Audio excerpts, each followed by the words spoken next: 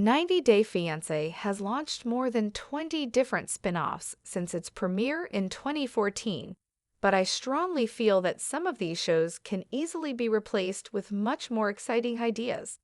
Happily Ever After was the first spin-off of the original 90DF, and it was released in 2016 to document life after the 90 days for couples such as Danielle and Mohammed Valley and Lauren and Alexi.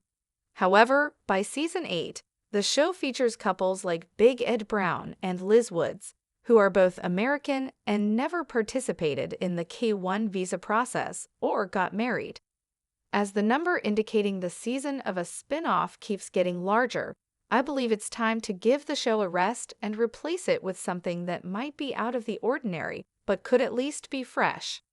Spin-offs such as Darcy and Stacy or The Family Chantel were refreshing for the first couple of seasons, but eventually lost their zing and even the most regular viewers. 90 Day, The Single Life and 90 Day Fiancé. Love in Paradise are spin-offs attracting more eyeballs than the older ones with the same old faces for a reason. 90 Day House has been an idea that's floated around for quite some time. With the number of cast members in the franchise growing every time a new spin-off or season premieres, there are enough people to last for multiple seasons of an entirely new format inspired by Big Brother. Franchises like Teen Mom and The Real Housewives have explored spin-offs such as Teen Mom, Family Reunion, and The Real Housewives Ultimate Girls Trip. I feel nothing is stopping 90 Day Fiancé makers from dipping their toes into these tried and tested waters. The Happily Ever After, Season 8 tell-all with its no limits warning and 5 parts was somewhat of a teaser for a house format. 8 couples were made to live together in a huge New Jersey mansion. Fireworks were expected and fireworks were delivered with the kind of names this season had managed to have in its cast. The hot tub was a great addition, and a raging and angry Angel and Dean also added a touch of horror to the format. The tell-all has been receiving a roaring response from viewers, and I think it's a hit concept. Interestingly, my wish will come true very soon. 90 Day Fiancé blogger Shabuti is to be believed. In July 2024, he revealed that a whole new 90 Day Fiancé house spin-off is in the early production stages. The filming hasn't begun yet, but it's supposedly inspired by MILF Manor. 10 90 Day Fiancé fan-favorite cast members will be put together in a house along with a new bath of regular people.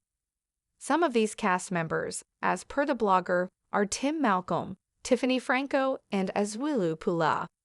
90 Day Fiancé introduced the first-ever same-sex couple storyline in 2020 in the spin-off 90 Day Fiancé, before the 90 Days Season 4. Stephanie Matto was a bisexual woman who flew to Australia to meet her online girlfriend, Erica Owens. While Stephanie and Erica broke up in the show itself, they weren't the last LGBTQ+ couple in the franchise. Soon enough, the first 90 Day Fiancé same-sex male cast members, Armando Rubio and Kenneth Niedermeyer, were introduced in 90 Day Fiancé. The Other Way Season 2. I still considered them to be the best couple in the universe. Many other LGBTQ+ stars have been introduced since then. Their storylines have outlined the struggles they face when it comes to acceptance, especially when their feelings aren't reciprocated. The first ever trans cast member, Gabe Pabin, spoke about having undergone multiple surgeries while transitioning from female to male.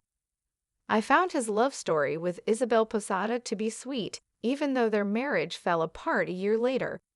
Trans entertainer Nikki Exotica's boyfriend Justin Moldova broke her heart by telling her he was not gay or trans attracted.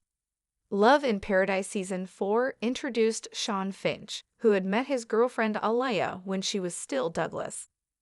Considering the franchise is making sure there's at least one LGBTQ+ couple in every season, a spin-off solely dedicated to cast members with queer identities, which gives the show a platform to educate viewers on how the 90-day concept is about all aspects of love, no matter the gender identity, is a great idea.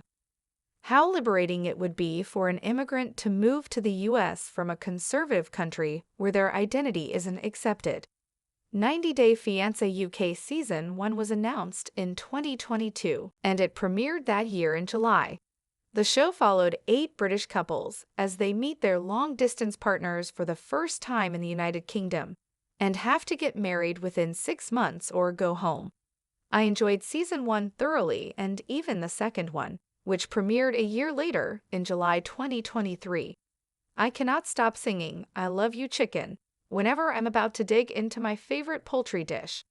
The show ended up getting renewed for a second season in May 2024 and won praise. 90 Day Fiancé UK is a whole package of entertainment with wholesome moments, culture clashes, lots of drama, laughter, and bouts of sadness. The show did have the same plot as the OG 90 Day Fiancé, yet the couple seemed real, and I doubt any of them wanted exposure to make it big on Instagram like their US counterparts lately.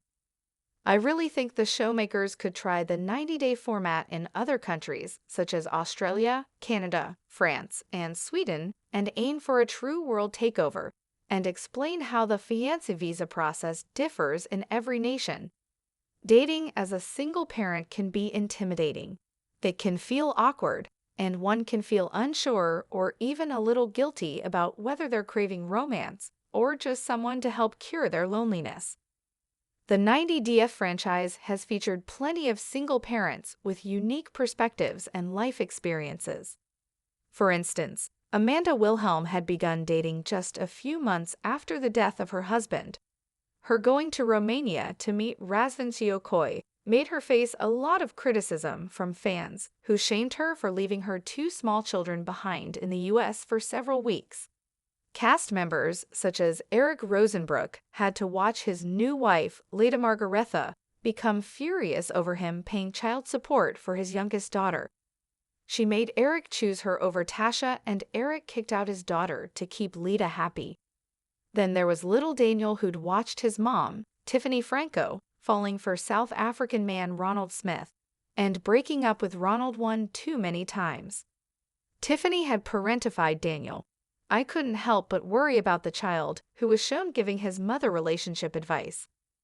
With work and childcare responsibilities taking priority, a partner who's actually serious about dating a single parent or themselves is one might help make the relationship a much smoother affair.